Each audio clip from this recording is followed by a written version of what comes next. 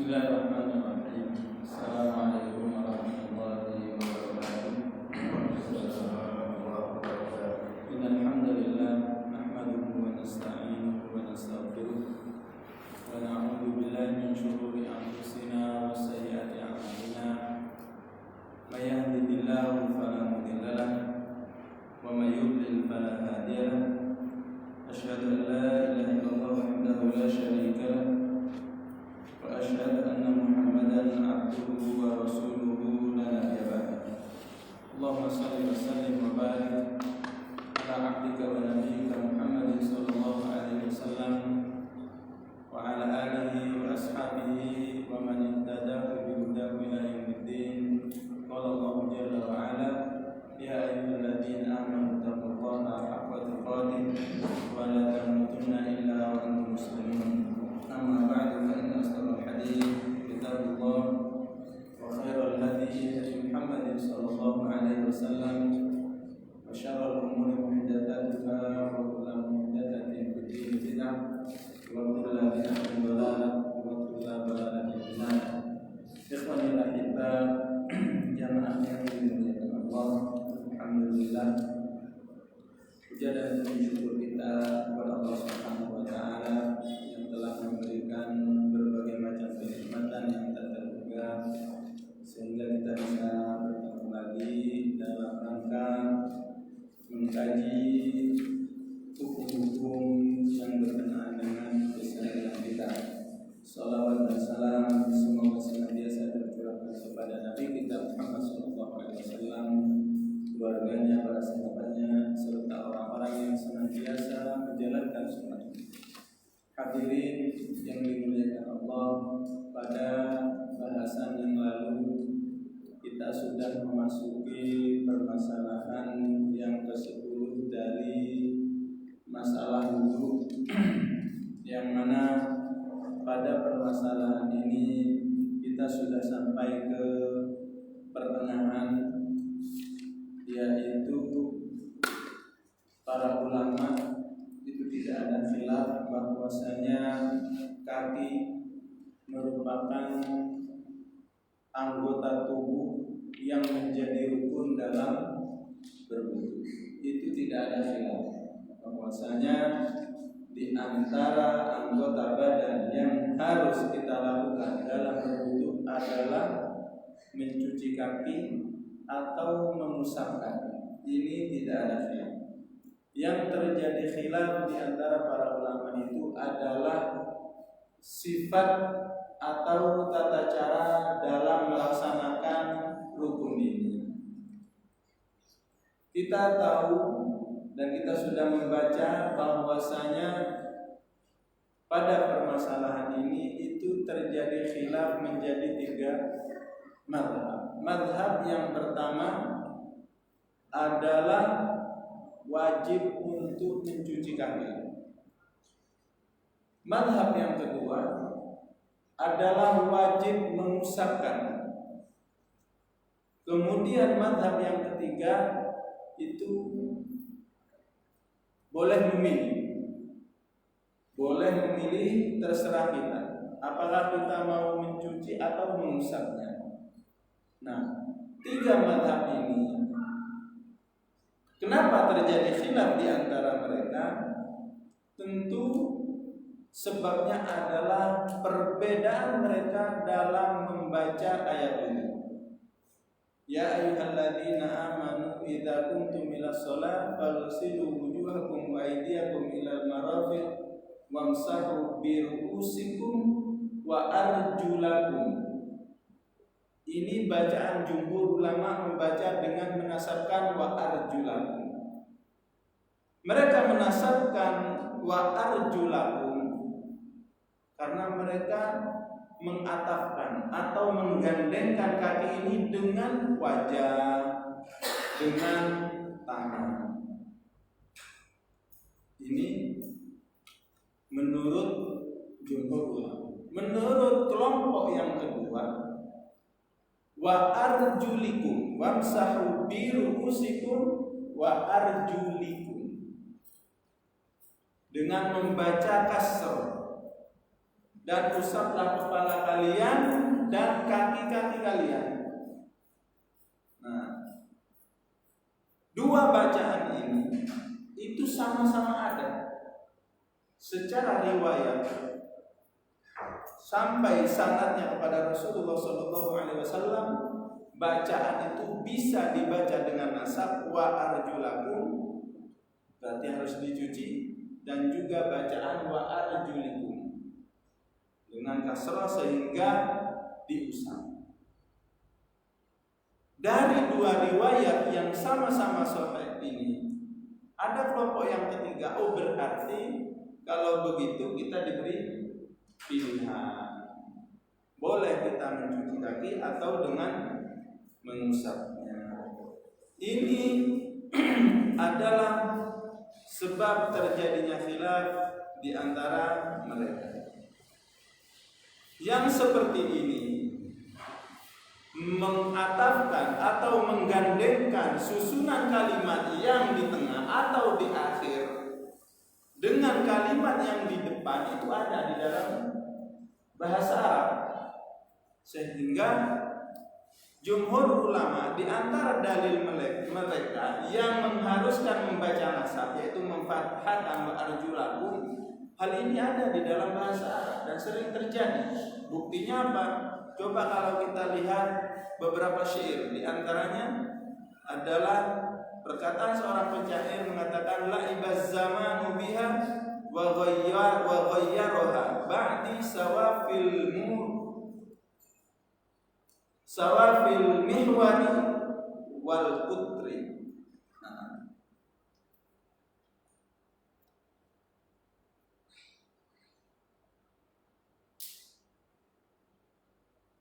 La'ibaz zamanu biha wa ghayyaraha ba'di sawafil mihwari wal putri. Sehingga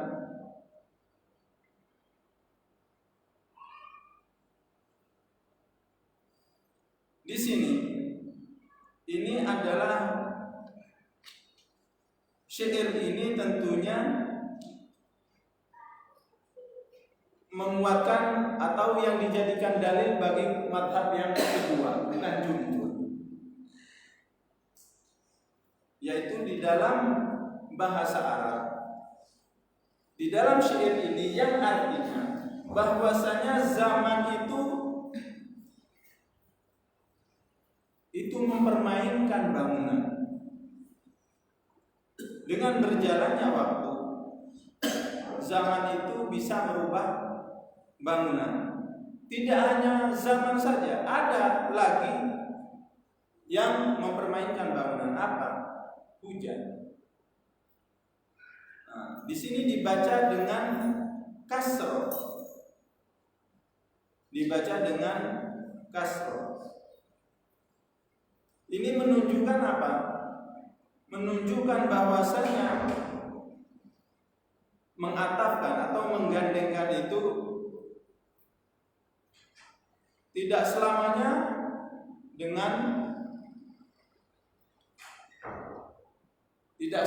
hanya tempatnya saja, akan tetapi artinya juga bisa dan lafalnya juga bisa.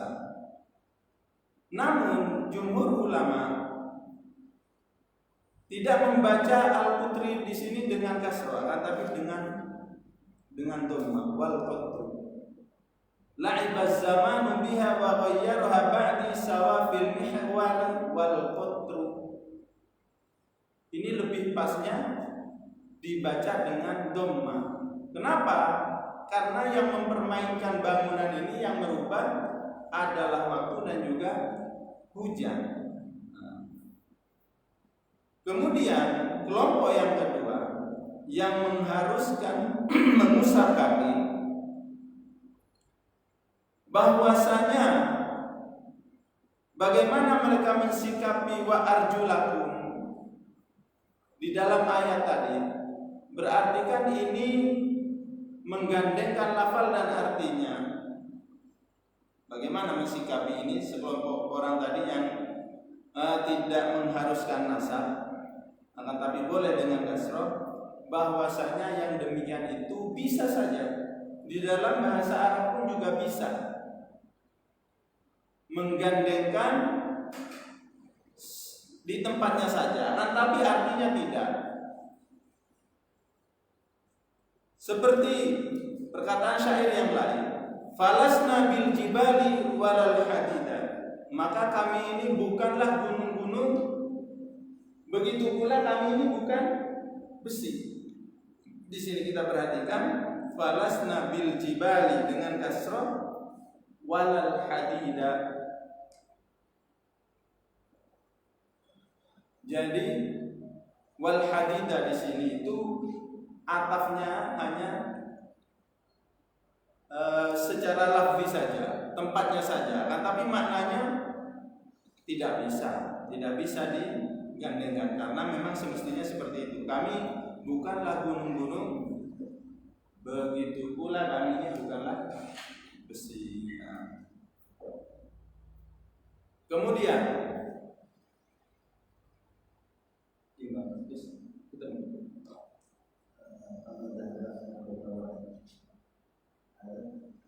Waqad rajjahal jumhur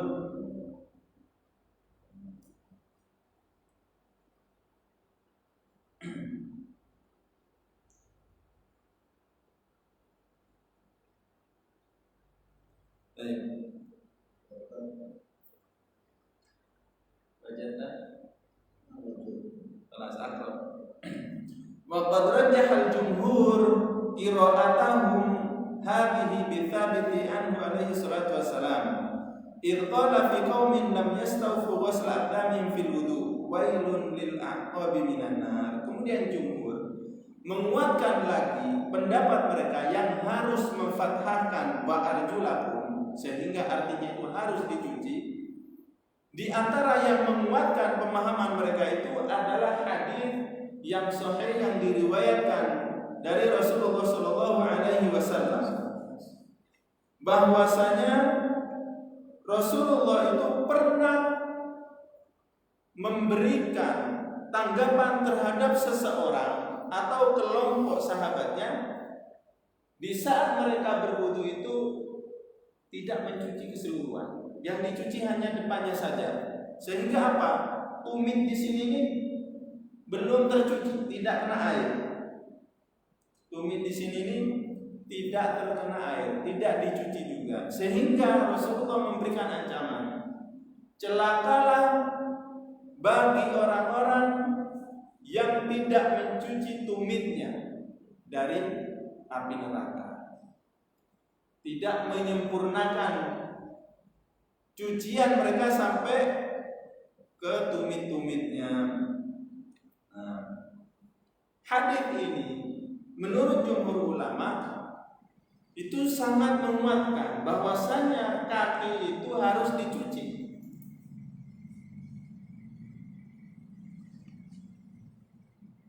Dari hadis ini bisa dipahami berarti kaki itu harus dicuci.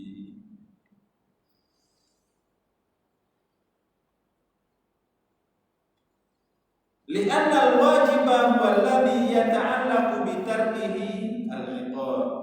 Karena sesuatu yang harus, yang wajib itu adalah sesuatu yang berhubungan dengan meninggalkannya, itu akan terjadi atau akan mendapatkan hukuman. Ini menurut jumhur. Tapi bagaimana kelompok yang kedua tadi yang mengharuskan mengusap dalam memahami hadis ini? Wa hadza laisa fihi hujjah. Hadis ini juga tidak ada dalil yang menunjukkan bahwasanya kaki itu harus dicuci. Li'annahu innama waqa'a al-wa'idu 'ala annahum taraku a'qabahum duna muslim. Kenapa? Karena ancaman ini terjadi di saat mereka itu meninggalkan tumit-tumit mereka. Tidak hanya dicuci, diusap pun kalau tidak diusap secara keseluruhan, maka hadis ini pun juga ancaman bagi mereka. Sehingga menurut kelompok yang kedua yang mewajibkan mengusap itu tumit pun harus diusap. Jadi mengusap kaki itu adalah keseluruhan kaki, sehingga hadis tadi tidak menguatkan berarti harus dicuci. Diusap pun bisa. Tumit juga bisa diusap secara keseluruhan, sehingga ancaman ini tidak mengena.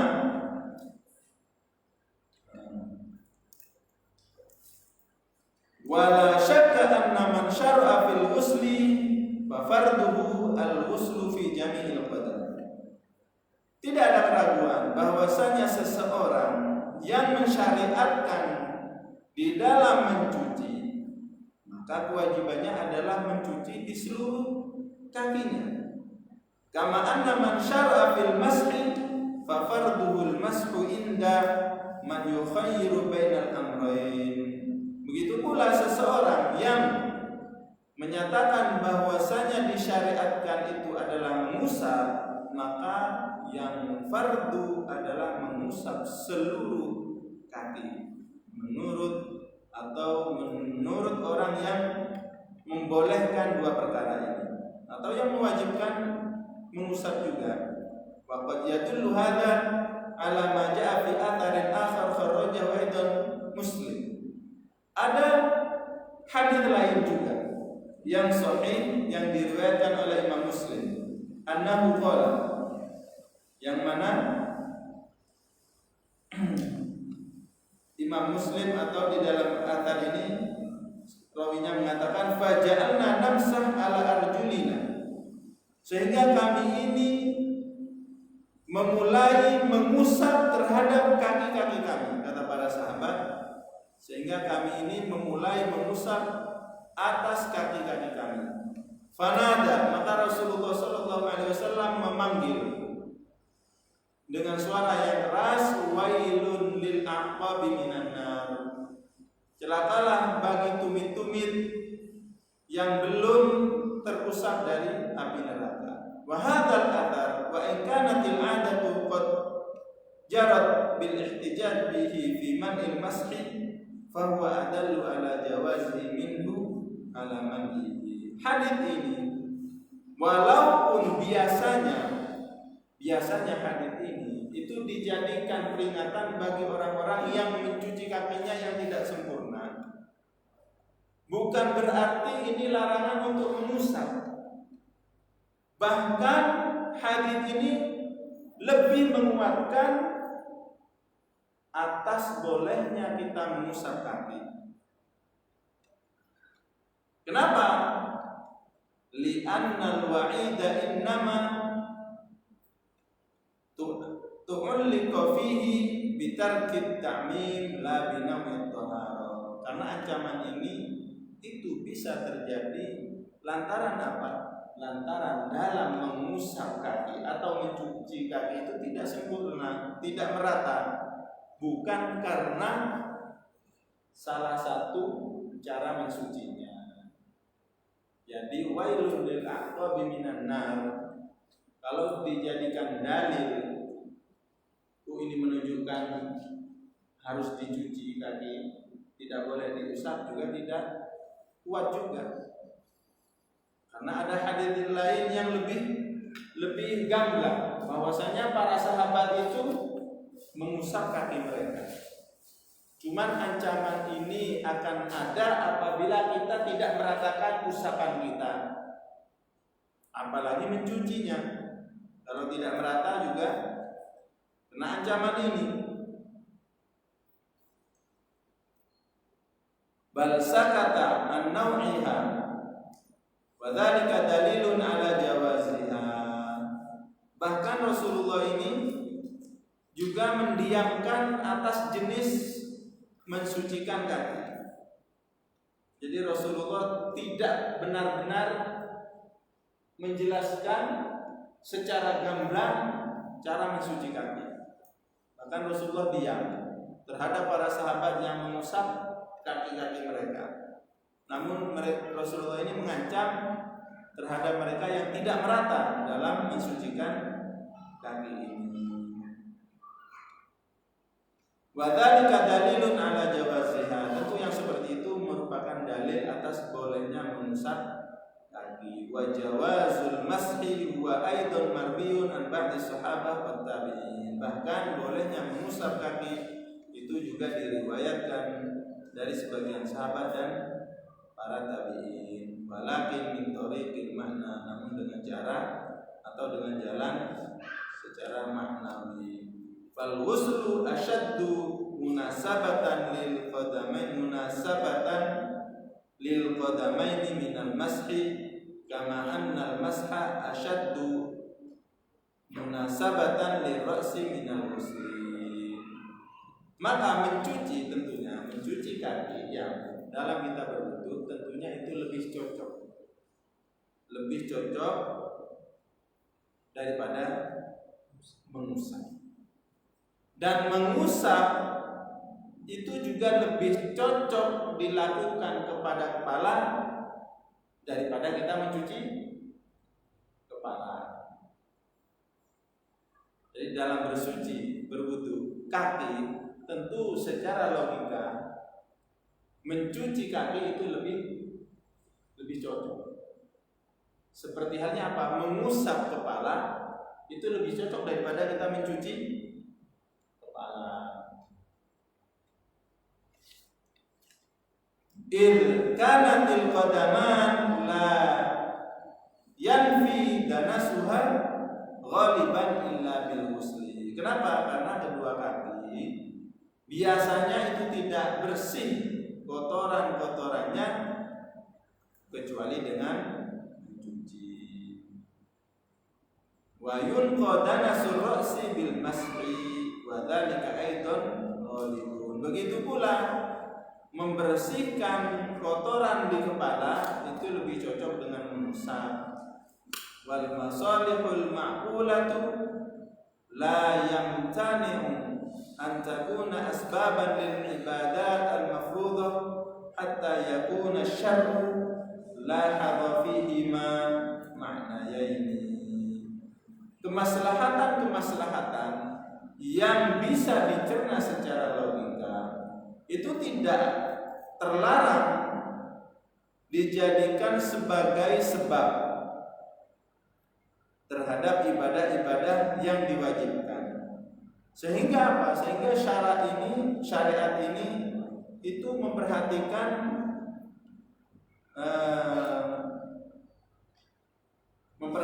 keduanya secara makna.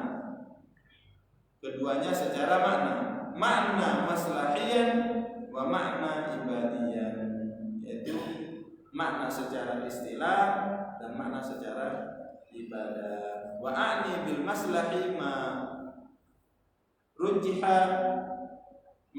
rujiha ila al-umur al-mansusah. Yang saya maksud, kata Ibn Rushd, dengan kemaslahatan maknawi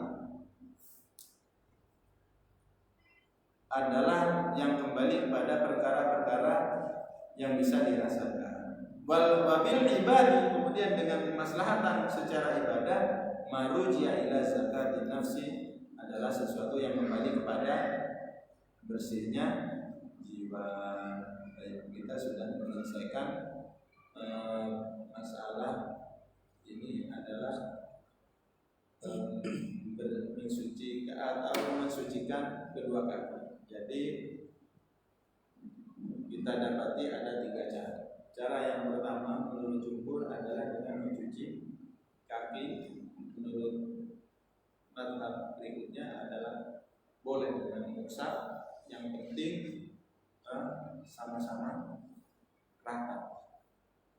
Dan qiraah melakukan 2 hal ini sama-sama kuat secara dalilnya. Kenapa? Karena ayatnya pun sama, namun beda bacaan. Dan beda bacaan ini juga ada riwayatnya dari Rasulullah SAW. Kelompok yang ketiga memberikan kebebasan kepada kita, memberikan keleluasaan. Boleh kita dengan mencuci atau dengan mengusapnya.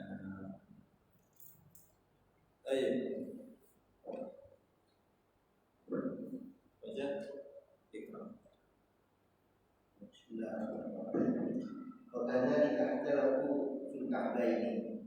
hal yadkhulani fil masjid atau fil wasli indama ajaza al-mas'al. Nah, sekarang kita memasuki bahasan khilaf yang terjadi di antara para ulama itu adalah sampai mana batas kita mencuci kaki atau mengusap kaki kita.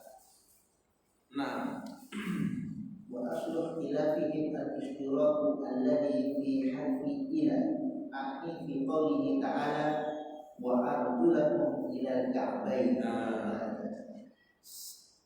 Pokok permasalahan terjadinya khilaf di antara mereka itu adalah perbedaan mereka dalam mengartikan ilah di dalam ayat wa arjulakum ilal ka'baini. Wa arjulakum ilal ka'baini. Ilah di sini.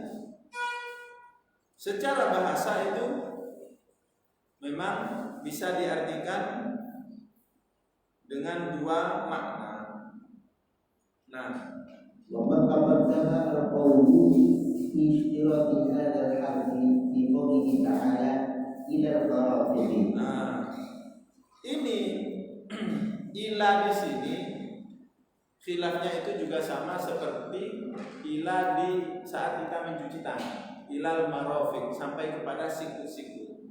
Ilah ini bisa diartikan ghoya sampai batas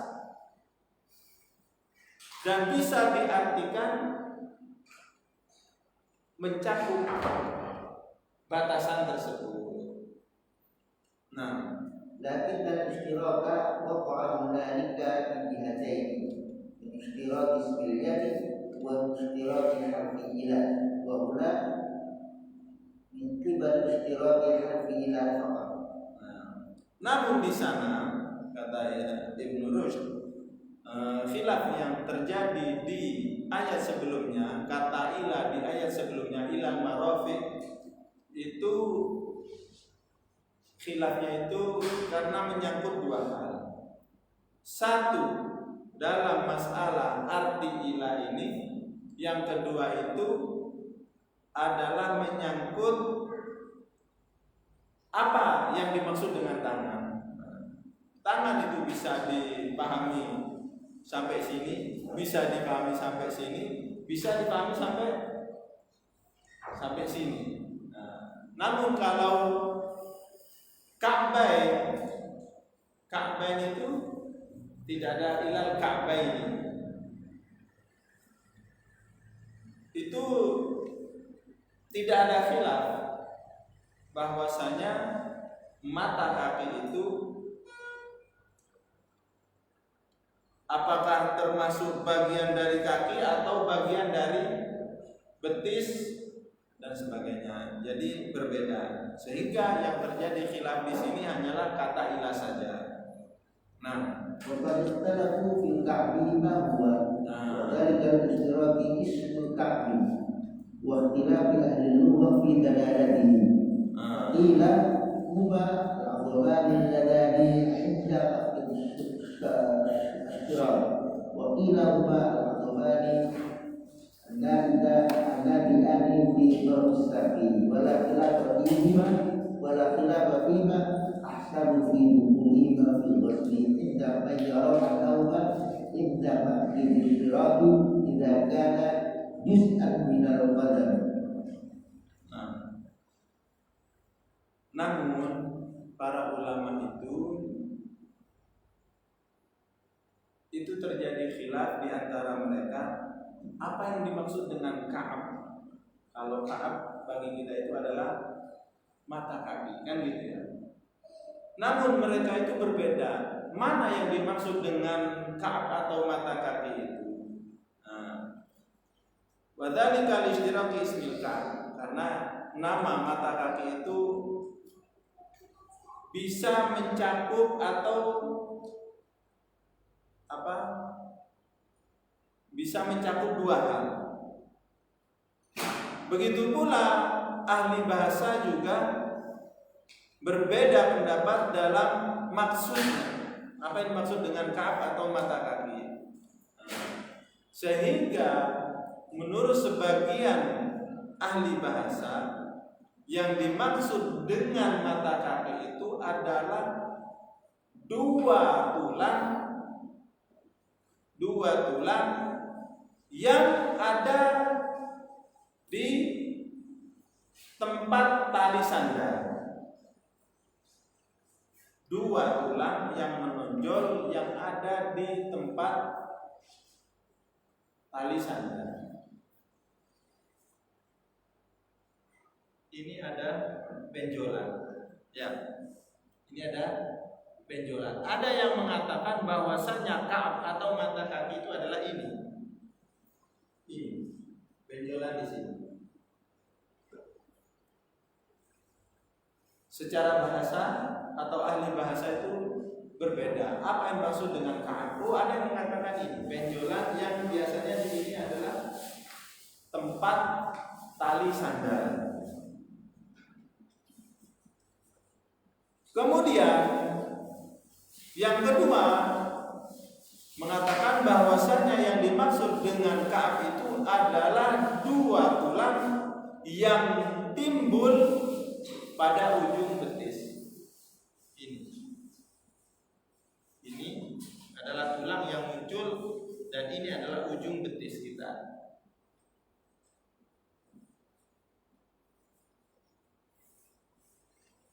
Dan kata Ibnu Rushd, tidak ada khilaf menurut pendapat saya, keyakinan saya, dalam masuknya dua ka'ab tersebut dalam mencuci atau mengusap apabila yang dimaksud dengan mata kaki itu adalah ini, benjolan yang biasanya tempat tali sandal. Itu tidak ada khilaf. Jadi sam ini pun masih termasuk harus dicuci atau diusap. Kenapa? Karena ka'ab kalau yang dimaksud itu ini, karena ini masih bagian daripada kaki, sehingga termasuk. Jadi ilah di situ itu mencakup itu. Bukan menunjukkan batas. Bukan berarti mencuci kaki itu sampai batas ini saja. Tidak. Akan tapi karena ini masih bagian dari kaki, berarti ilah di situ itu menunjukkan sampai masuk. Bukan sekedar batasan saja. Nah, لذلك قال قوم إنه إذا كان الحد في الجسم المحدود دخلت الغاية فيه. Nah, kenapa? Karena jika batasan itu, maksudnya batasan yang di sini ini, mata kaki yang di bawah ini masih satu jenis dari yang dimaksud, maka berarti masuk. Ini termasuk harus dicuci atau diusap. Nah, maksudnya adalah sesuatu yang menunjukkan atas dirinya itu huruf ilah. Nah, وإذا لم يكن من جنس المحدود لا يدخل فيه مثل قوله تعالى ثم أتم الصيام إلى الليل. Apabila sesuatu tadi itu bukan dari jenis yang dimaksud, maka tidak masuk dari sesuatu yang harus dicuci. Jadi kalau seandainya mata kaki yang ini sudah bukan termasuk bagian dari kaki, yang ini ya, seandainya ini menurut uruf kita bukan bagian dari kaki, akan tapi ini sudah bagian dari betis, maka tidak wajibnya mencuci atau mengusap itu sudah tidak masuk ke ini. Yang wajib dicuci itu adalah bawahnya, yang wajib diusap itu adalah bawahnya. Kenapa? karena ini sudah bagian dari benda lain, bukan kaki. Tapi kalau ini masih termasuk ikut betis, berarti ila itu hanyalah menunjukkan sampai sini. Berarti ini tidak masuk. Ini maksudnya daripada makna ila.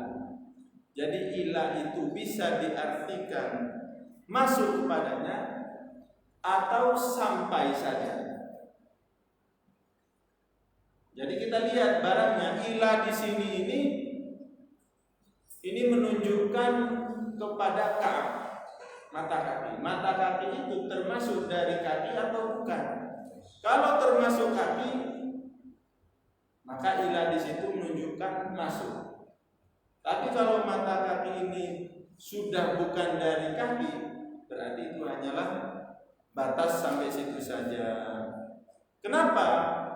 Karena yang seperti ini itu seperti firman Allah Ta'ala, "Tsumma atimus siyama ilal lail." Kemudian sempurnakanlah puasa itu sampai malam. Ilal lail. Berarti kita menyempurnakan puasa itu sampai kapan? Ilal lail. Nah, ila di sini menunjukkan batas.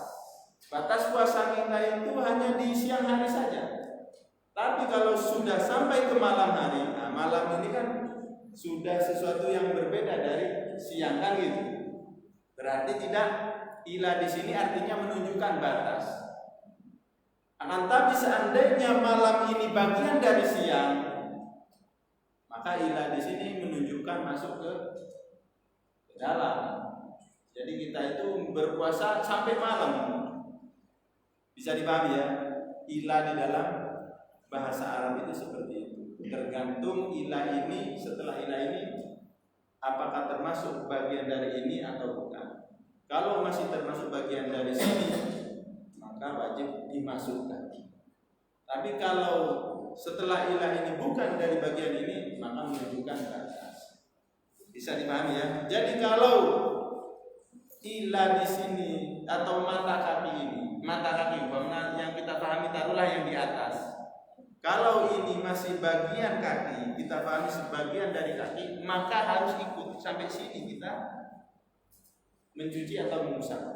Tapi kalau kita pahami bahwasanya mata kaki ini sudah ikut ke betis, berarti kita mencuci, yang wajib kita cuci itu adalah sampai sini saja. Seandainya mata kaki tidak dimasukkan, tidak masalah. Ini kita berbicara tentang yang wajib. Ya, seandainya ada seseorang dalam berwudu, kemudian cara mencucinya tidak sampai ke mata kaki, tidak dimasukkan, tidak masalah. Berarti dia memahami bahwasanya mata kaki ini sudah di luar bagian dari kaki. Bisa dipahami ya? Tapi ya awalnya apa susahnya kita masukkan. Itu lebih hati-hatinya seperti itu. Nah, masih ada waktu sudah. Al-mas'alatul hadiyata asyaratan min asyuruti. Nah, permasalahan yang 11 adalah bagi apakah termasuk syarat atau tidak sahnya wudu kita. Ikhtalafu fi wujubi tartibi af'alil wudu'i ala nasatil ayat. Nah, para ulama itu juga terjadi khilaf dalam menghukumi tertib perbuatan wudu sesuai dengan rentetan ayat. Ya, khilaf di antara para ulama. Kita dalam berwudu, apakah kita harus tertib seperti runtutan di dalam ayat, atau kita boleh berwudu terserah kita? Namanya kita berwudu, mencuci kaki dulu, setelah itu mencuci muka, kemudian mengusap kepala, kemudian mengusap mencuci kedua tangan. Nah, ini terjadi khilaf di antara para ulama. Nah, Faqala qawmun huwa sunnatun. Kita berwudu dengan cara tertib dari mengusap, mencuci muka, kemudian mencuci kedua tangan, kemudian mengusap kepala dan telinga, kemudian mencuci kaki, hukumnya adalah sunnah. Nah,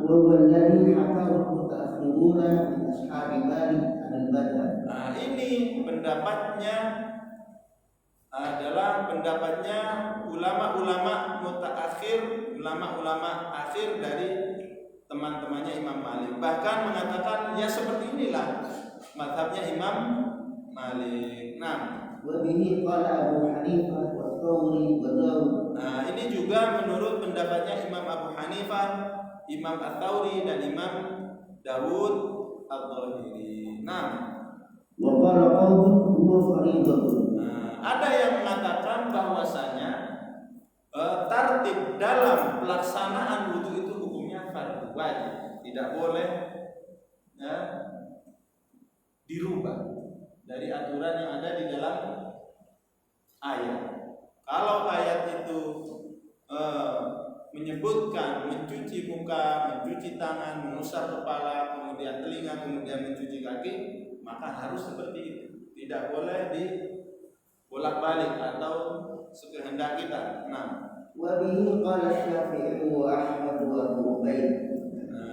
Ini menurut pendapatnya Imam Syafi'i, Imam Ahmad bin Hanbal, kemudian Abu Ubaid. Abu Ubaid ini termasuk ulama dari mazhab Maliki. Ini semuanya wajib harus tertib yang fardu-fardu dengan yang fardu. Apa yang tidak fardu yang terjadi khilaf seperti mengusap telinga atau berkumur, ya, kemudian istinsyak. Kalau itu tidak ditertib tidak masalah. Tapi yang fardu-fardu ini ya harus tertib. Wa amma tartibul af'alil mafrudati ma'al af'alil masnunati fa huwa 'inda Malik mustahab. Adapun tertib perbuatan-perbuatan wudu yang wajib dengan perbuatan-perbuatan yang disunnahkan seperti berkumur, kemudian istinsyak, menurut Imam Malik itu mustahab. Qala Abu Hanifah huwa sunnah. Namun menurut Imam Abu Hanifah sunnah. Jangankan yang yang sunnah, yang fardu saja itu dilakukan secara tertib hukumnya sunnah. Sebab terjadinya khilaf di antara mereka itu dua hal.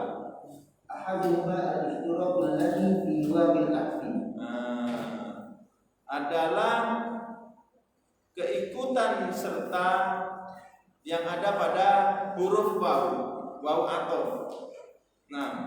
وذلك أنه قد يوصف بها الأشياء المرتبة بعضها على بعض. Ini karena kenapa? Karena waw ataf ya ayyuhalladzina amanu idza kuntum ila shalah faghsilu wujuhakum wa aydiyakum. Ini ada waw di sini. Faghsilu wujuhakum wa aydiyakum ilal marafiq wamsahu, ada waw, wamsahu bi ru'usikum wa arjulakum. Ini ada waw, namanya waw ataf. Waw ataf itu biasanya dipakai yang memang untuk menggabungkan amalan-amalan atau sesuatu yang memang secara tertib.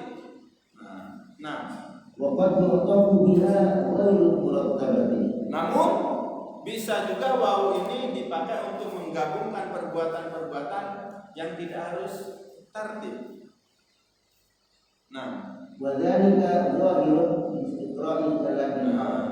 Yang seperti ini itu sangat banyak kalau kita cermati pada perkataan orang-orang Arab.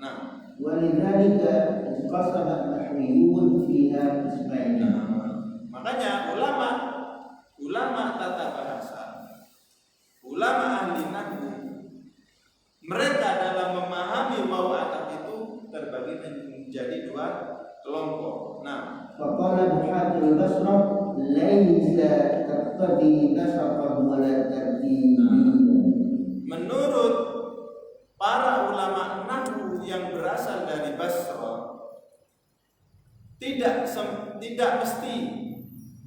wawu di situ itu harus runtut dan tertib. Wa innama taqtadi al-jam' faqat. Akan tetapi fungsi dari wawu ataf itu hanyalah menggabungkan saja. Nah, wa qala al-kufiyun bal taqtadi an-nasbu wa bal taqtadi an-nasbu wa tartib. Namun menurut ulama-ulama nahwu yang dari Kufah, bahwasanya wawu ataf di situ itu seharusnya mengandung arti yang runtut dan tertib. Faman ra'a anna al-wawa min ayatil wudu'i taqtadi at-tartiba qala bi ijab at-tartib. Sehingga seseorang dari ulama madhab yang memahami bahwasanya wawu ataf di dalam ayat wudu itu harus atau mengharuskan tertib, maka mereka berkata dengan wajibnya tertib. Nah, wa man ra'a annaha la taqtadi at-tartiba lam yaqul bi ijabi.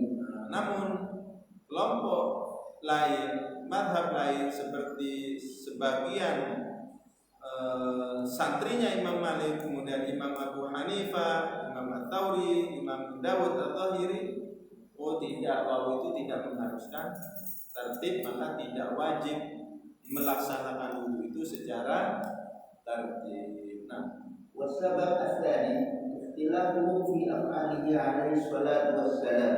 Nah, yang kedua, sebab terjadinya khilaf yang kedua, di samping mengerti wawu tadi, perbedaan mereka dalam menafsiri perbuatan Rasulullah SAW dalam berwudu. Rasulullah SAW berwudu itu tertib. Nah, namun mereka berbeda. Apakah yang dilakukan oleh Rasulullah itu menunjukkan wajib atau sunnah? Nah, hal hiya mahmulatun 'ala al-wujubi aw 'ala an-nadbi? Faman hamalaha 'ala al-wujubi qala bi wujubi at-tartib. Li'annahu lam yara anhu 'alaihi salatu wassalam annahu tawadda'a qattu illa murattab. Sehingga madhab-madhab yang meyakini bahwasanya yang dilakukan oleh Rasulullah SAW itu hukumnya wajib, maka mereka menghukumi wajib. Apalagi tidak ada satu riwayat pun yang menjelaskan bahwasanya Rasulullah SAW berwudu kecuali dengan tertib. Tidak ada satu riwayat yang menunjukkan Rasulullah itu dalam berwudu itu mencuci kaki dulu, tidak ada. Tapi seluruh wudu Rasulullah itu tertib dari mencuci muka. Ada.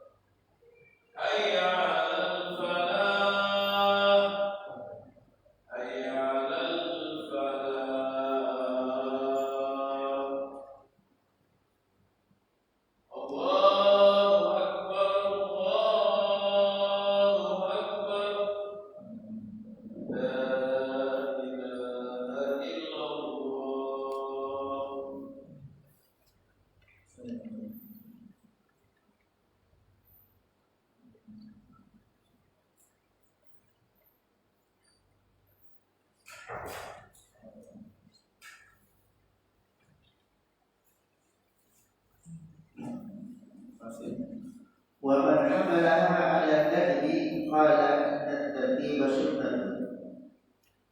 Nah, jadi kalau ada mazhab yang memahami bahwasanya perbuatan Rasulullah Shallallahu Alaihi Wasallam dalam berwudu itu dilakukan dengan tertib itu tidak wajib, akan tapi dianjurkan mencontoh seperti itu, maka kita berwudu dengan tertib itu hukumnya sunnah. Nah, wa man farraqa baina al-masnuni wal mafruḍi min al-af'al qala inna at-tartiba al-wajiba kama yanbaghi an yakuna fil af'al al-wajiba wa man lam yufarriq qala inna ash-shuruta al-wajibata qad takunu fil af'al allati laysat wajibatan. Kemudian ada seseorang yang membedakan antara amalan-amalan wudu itu yang sunnah dan amalan-amalan wudu yang wajib, sehingga mereka mengatakan yang wajib itu intinya adalah tertib dalam amalan-amalan rukun saja. Adapun yang bukan rukun itu tidak harus dilakukan dengan tertib. Nah, ini adalah permasalahan yang ke-11 dari permasalahan wudu. Apakah kita melaksanakan wudu itu harus dengan cara tertib, teratur, atau boleh kita melakukan sesuai dengan kehendak kita? Itu ada khilaf di antara para ulama, dan dari masing-masing mereka itu sama-sama kuat. Dari segi bahasa itu boleh atau memang bisa diartikan harus tertib. Dari segi bahasa juga tidak harus tertib. Kemudian sebab yang kedua adalah dalam memahami perbuatan Rasulullah SAW. Apakah perbuatan Rasulullah SAW itu dalam berwudu, ya, dalam berwudunya itu apakah hukumnya wajib meniru Rasulullah, ataukah meniru Rasulullah dalam berwudu itu hukumnya sunnah? Kenapa? Karena tidak ada perintah yang detail yang mana Rasulullah, kamu kalau berwudu harus seperti aku berwudu. Tidak. Beda dengan sholat dan haji. Itu jelas-jelas ada perintah. Shollu kama ra'aitumuni sholli. Sholatlah kalian seperti aku melakukan sholat. Sehingga dalam perbuatan Rasulullah SAW seperti yang dijelaskan oleh ulama-ulama hadis dan ulama-ulama tafsir, tidak semua perbuatan Rasulullah SAW itu disebut dengan sunnah atau wajib kita ikuti. Kenapa? Karena perbuatan Rasulullah itu ada 3 hal. Apa yang dilakukan oleh Rasulullah SAW itu memang merupakan kelumrahan manusia, seperti makan, minum, tidur, ya. Jadi apa yang dilakukan oleh Rasulullah seperti melakukan makan, minum, tidur, tidak bisa kita sebut dengan sunnah. Sehingga kita mengatakan, saya makan ini mencontoh Rasulullah, saya tidur mengikuti contoh Rasulullah. Tidak bisa, karena ini sudah sesuatu yang lumrah yang ada pada manusia. Yang kedua, perbuatan-perbuatan Rasulullah SAW yang di situ tidak ada perintahnya banyak. Contohnya seperti apa? Mengembala kambing. Rasulullah mengembala kambing. Atau perbuatan-perbuatan yang samar-samar yang terjadi di antara amalan-amalan ibadah. Seperti dalam berwudu tadi juga termasuk pada kategori ini. Sehingga apa yang dilakukan oleh Rasulullah di sini terjadi khilaf di antara para ulama. Apakah yang semacam ini wajib atau hanyalah mustahab? Nah, perbuatan Rasulullah Shallallahu Alaihi Wasallam yang ketiga yang berhubungan dengan perbuatan ibadah, maka itu hukumnya wajib kita untuk menirunya, seperti sholat, puasa, dan juga haji, karena jelas-jelas ada perintahnya. Nah, begitu pula masalah bahasa tadi, banyak ayat yang lain yang menunjukkan tidak harus tertib. Contohnya apa? Ayat kafaratul yamin. Seseorang yang bersumpah, ya, kemudian sumpahnya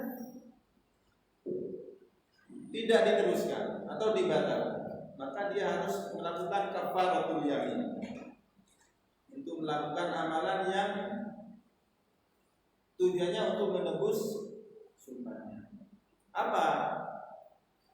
Fakafaratuhu it'amu asyarati masakin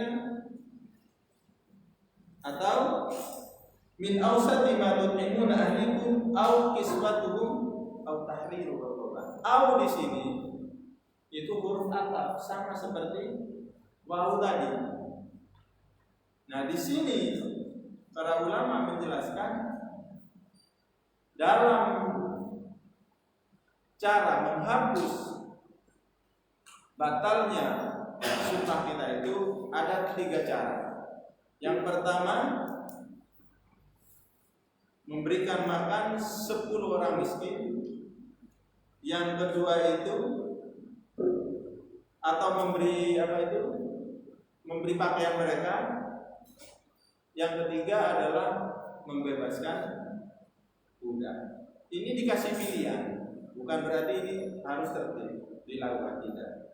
Tapi ini pilihan, dan pilihan itu tidak harus diruntut atau ditertib dari awal dulu.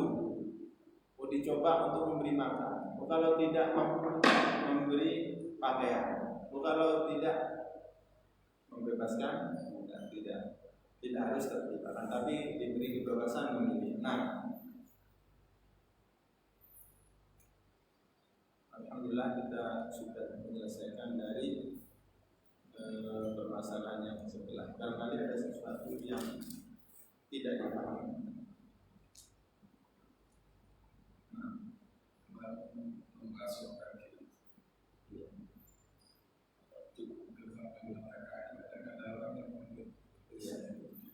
ya, ada riwayat yang menjelaskan bahwasanya Rasulullah SAW dalam berwudu melebihkan cuciannya, yaitu sampai riwayat itu sampai ke separuh betis. Memang yang afdal seperti itu adalah sesuatu yang mustahab, sesuatu yang disunahkan. Adapun yang kita bahas sekarang ini adalah kadar dari kewajiban kita. Mana sih kadar yang wajib kita usap atau kita cuci dalam mencuci atau mensucikan kedua kakinya? Yang kita bahas itu adalah kadar yang wajib.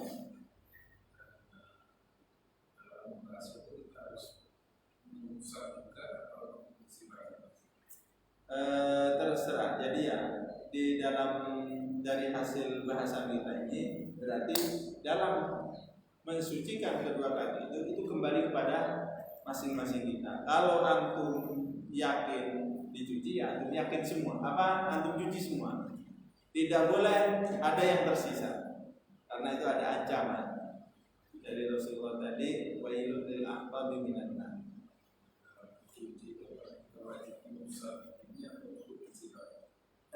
Mencuci itu biasanya dalam bahasa Arab itu ada istilahnya dal.